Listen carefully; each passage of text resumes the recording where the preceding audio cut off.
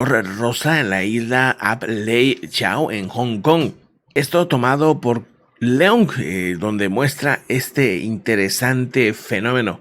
También por otro lado, impresionantes estas granizadas sobre Arkansas en los Estados Unidos. Una serie de tormentas eléctricas ha generado varios problemas en aquella región y apenas estamos acercándonos a esa temporada. Y ya que estamos en imágenes, también vean este oso, pues por ahí acercándose, no sé, algunos pescadores por ahí, pero pasando básicamente a saludar. No pasa nada, no pasó nada, no pasó mayores, digamos.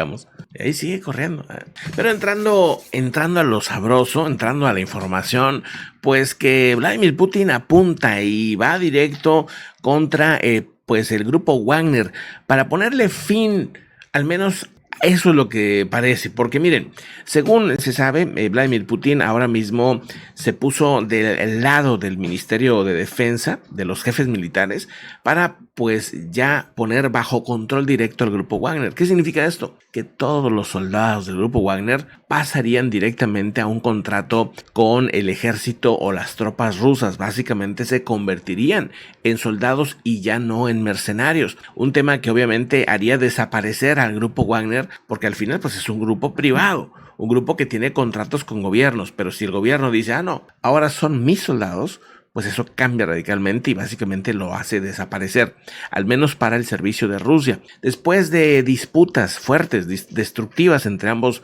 lados, Ministerio de Defensa, Grupo Wagner, constantes, a niveles exageradamente peligrosos, donde decía el Ministerio de Defensa, no le mando armas, no le mando municiones al Grupo Wagner, al que contrataste tú, y luego no le das la herramienta. Pero el punto es que la decisión está socavando gravemente al liderazgo de Prigozhin, de Yevgeny Prigozhin, que por cierto, con ese liderazgo pueda gustar o no ese personaje, pero ese personaje es el único que llegó a tener ciertos avances positivos para los rusos, en las zonas sobre todo más complicadas como Bakhmut. Lo mandan a las zonas difíciles, hace el trabajo sucio, por así decirlo, y después entonces le dan la espalda.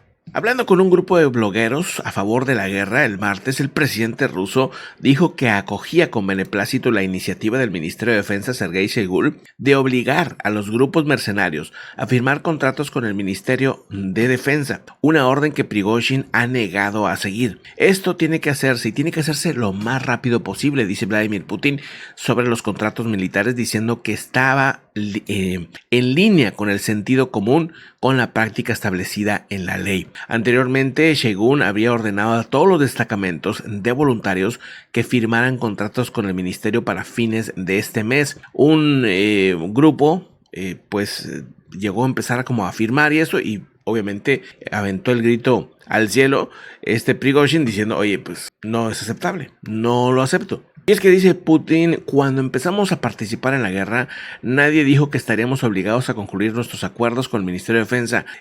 Perdón, esto lo dice Prigozhin, básicamente diciendo que ante esta reprimienda, pues no piensan hacer caso. Dice, ninguno de los luchadores de Wagner está listo para volver a recorrer el camino de la vergüenza y así nadie firmará contratos, dice Prigozhin. La intervención de Putin es vista como un impulso para Shoigu. O sea, Sergei Shoigu. No se había decidido Vladimir Putin a quién era su compa más cercano, pues obviamente Sergei Shoigu, que son amigos desde que estaban en la KGB, pues era lógico que eso iba a suceder. La decisión se tomó desde hace meses atrás, pero no le habían querido decir al grupo Wagner. Según Tatiana Stanova, fundadora de la firma de análisis político R-Politik, se asegura que esta decisión se dio en enero. O sea, ya le buscaban poner fin al grupo Wagner desde el principio del año, pero no lo hicieron porque estaba la guerra en Bakhmut, estaba el conflicto, las batallas en Bakhmut y no querían distraerlos. Ya lograron tomar Bakhmut, ahora sí, pues tomo los soldados, ¿no? Esa es la estrategia, van a tomar los soldados mercenarios a las tropas rusas. Y bueno, pues eso también te indica mucho cómo va el conflicto. Esta imagen es parte de una ciudad que acaban de descubrir de 2000 años de antigüedad. Una ciudad que tiene varios niveles bajo tierra, ¿no? Imagínense ustedes el descubrimiento y todo esto por unos pollos literalmente.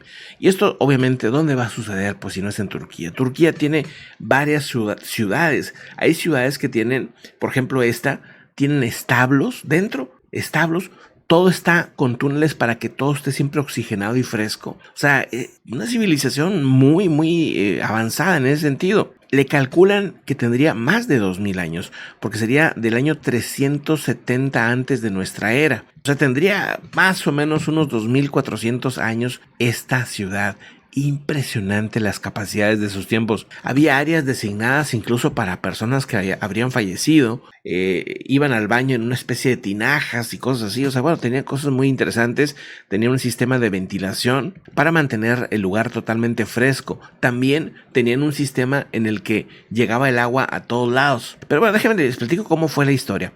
El dueño de una casa en Turquía estaba persiguiendo sus pollos literalmente porque ya se les habían desaparecido varios. Se dio cuenta que esos pollos estaban entrando a un pequeño agujero en el sótano y no regresaban. Pero varios de ellos nunca regresaban. Entonces dijo, oye, pues ¿qué pasa ahí? O sea, ¿qué hay en ese agujero? Pues bueno, para poder sacarlos decidió hacer algunas reformas en la casa y abrir el agujero aún más para después taparlo. Quería ver qué estaba pasando ahí y se dio la sorpresa que estaba ahí el Engubu, una ciudad subterránea abandonada aproximadamente hace 2000 años, que alguna vez llegó a tener hasta 20,000 habitantes. Ahora se le conoce a esa ciudad como Derinkuyu. Esta está ubicada a 85 metros debajo de la región de Capadocia, en Anatolia Central. Se trata de la ciudad subterránea excavada más grande del mundo y se cree que se conecta con 200 locaciones, 200 pequeñas ciudades pequeñas. Imagínense ustedes, esto, bueno, pues ya tiene varias décadas que se han ido descubriendo diferentes ciudades. Esto ha sido otra de las sorpresas.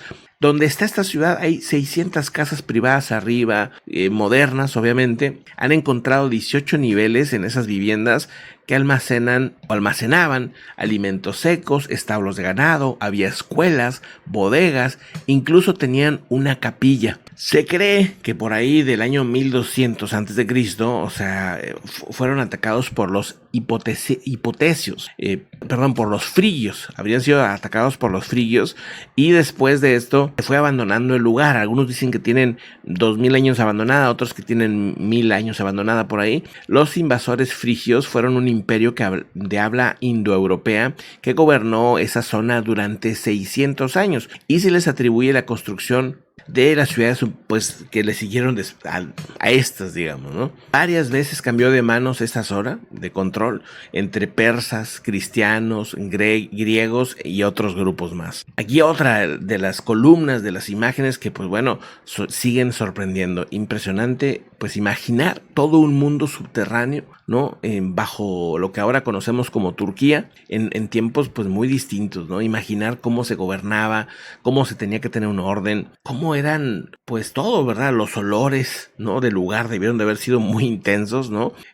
Me imagino que pues todo eso tenía que también estar pensado, ¿no? Cómo, por eso los ductos han sorprendido, ¿no? De cómo se mantenían frescos. Un tema, también habla de un tipo de territorio, un tipo de zona en la que dijeron, oye, pues aquí se puede excavar y se sostienen las paredes, ¿no? O sea, lo suficiente como para poder vivir bajo tierra y estar fuera de peligros o fuera de los peligros que hay en el exterior, de la intemperie, del sol, etcétera. ¿Cuánto tiempo vivían ahí? ¿Salían todos los días? ¿No salían? O sea, son, pues por ahí muchas dudas. Me encantaría, pues, tener esa máquina del tiempo, ¿no? Y estar conociendo un poquito de eso. Algún día habrá un cronovisor, ¿no? Sería genial. Pero bueno, vamos a otra información en unos momentos. Estén muy atentos a lo que está pasando con el grupo Wagner, que es, creo, esta decisión decisiva para lo que sí, valga la redundancia. O sea, vamos a estar bien atentos a esto porque si es el fin del grupo Wagner, también el grupo Wagner va a intentar reaccionar. Aquí ya Wagner o Yevgeny Prigozhin se la está jugando toda porque sabe bien que desaparecer el grupo,